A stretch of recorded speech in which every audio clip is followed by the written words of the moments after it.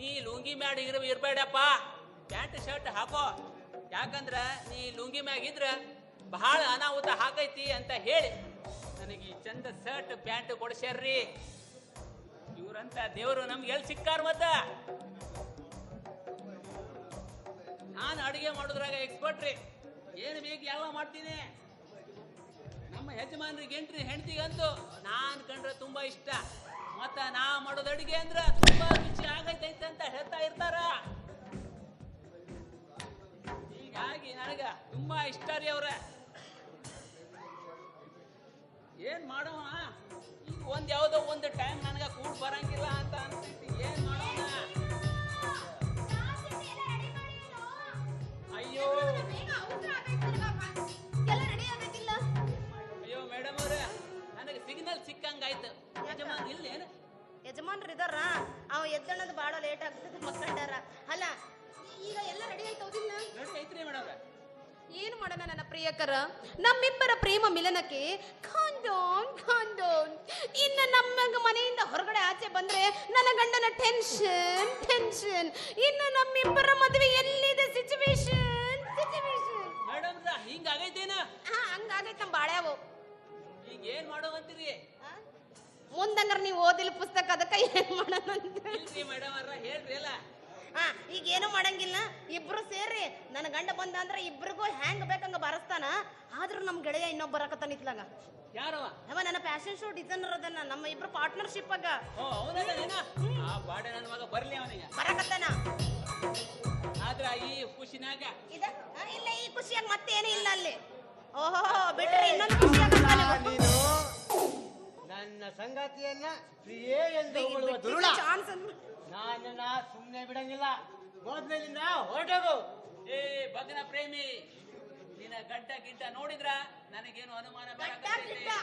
ಅದಕ್ಕ ನಾನಿಂದ ಈಗ ಬಿಡಂಗಿಲ್ಲ. ನೀ ನನ್ನ ಪ್ರಿಯತಮೇನು ಏನ್ ಹೇಳಿದೆ?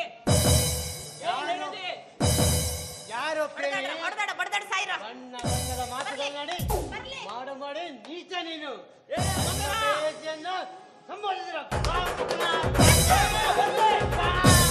ರೆಡಿ?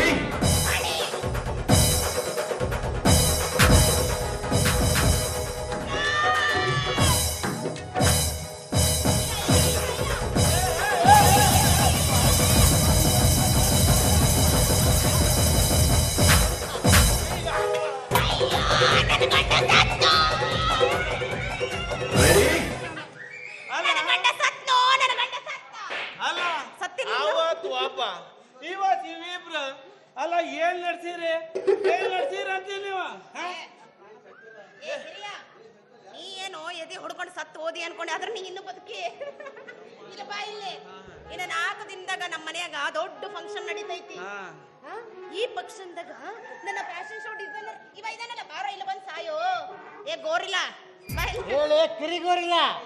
ಅಯ್ಯೋ ನಿನ್ನ ಎಣ ಎತ್ತಿ ಆಯ್ತು. ನಿನ್ ಯಾವಾಗ ಇಳಿಸೋದು?